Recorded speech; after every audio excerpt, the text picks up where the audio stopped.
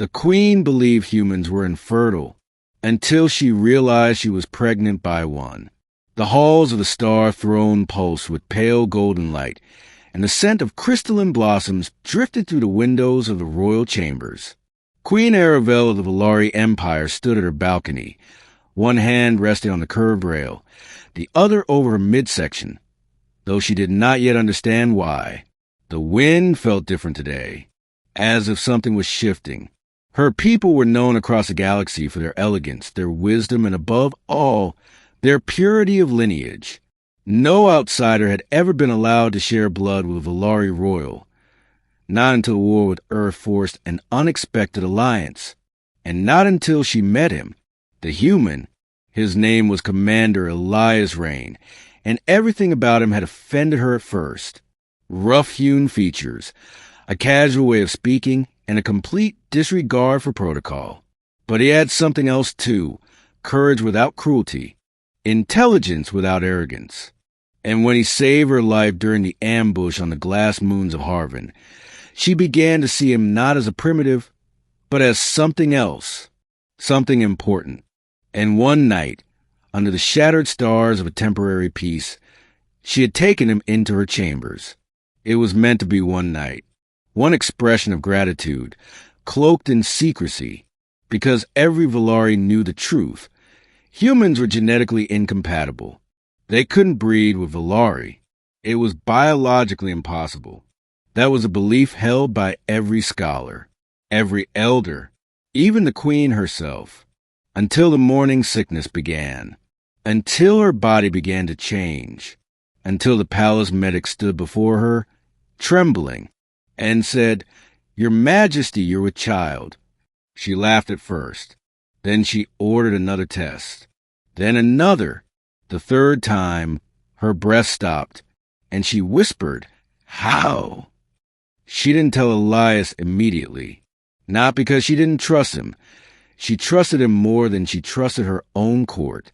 But she didn't trust herself. She watched him from across the strategy table as the two sides continued rebuilding the shattered post-war territories.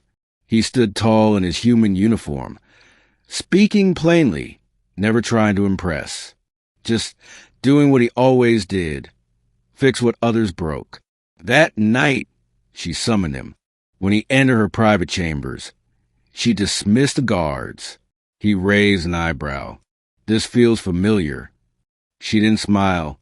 "There's something you must hear," she said. He sobered instantly. "What is it?" She paced the floor once, then turned. "You remember what we did 3 cycles ago?" A small grin touched his lips, vividly.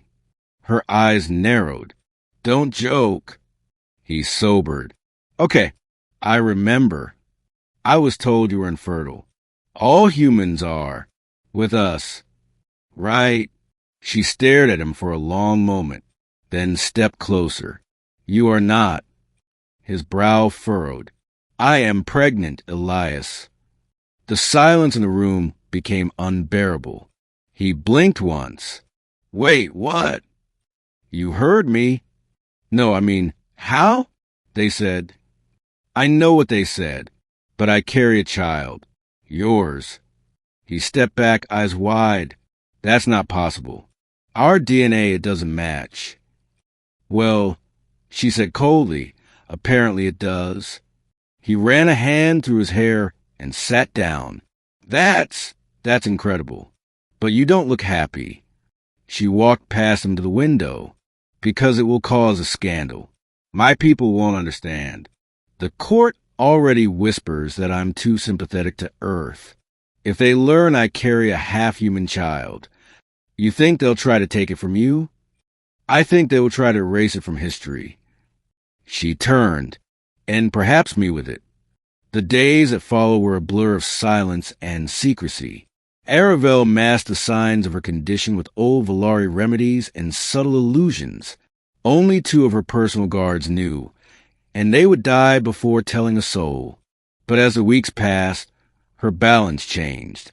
Her energy fluctuated, and she began to feel things she had never known before. Fear, hope, longing, And every time she placed a hand over her stomach, she thought of Elias, of his warmth, his strength, the way he had never asked for anything from her, not rank, not glory, only honesty.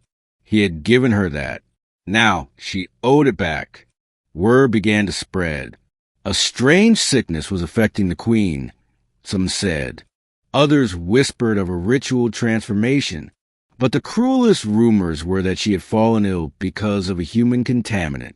One night, as she stood in the royal baths, she heard two of her own handmaidens whispering beyond the curtains. She should not have trusted him. If it's true, if she carries a hybrid, then our bloodline is broken. Aravel clenched her fists, and for the first time in weeks, she felt her child move inside her, a soft flutter, like a whisper of resistance. That night, she summoned Elias again. He came quickly, concern on his face. She didn't waste time. "We can't hide anymore," she said. Aravel, "No, I was wrong to keep this secret. This child, our child, is not a curse. It's a sign." He stepped closer. "A sign of what?" "That our people can change." The next day, she walked into the council chamber with no illusion, no robe to hide her body. The high elders gasped. Some stood, others recoiled. Elias walked beside her, unafraid. "I carry a child," she announced. "And the father is Elias Rain, human commander and ally of the Valari Empire." The room exploded in outrage. "You dare defile the bloodline? This is treason. This is abomination." Aravel raised her hand. "Enough." Her voice cut through the noise like a sword.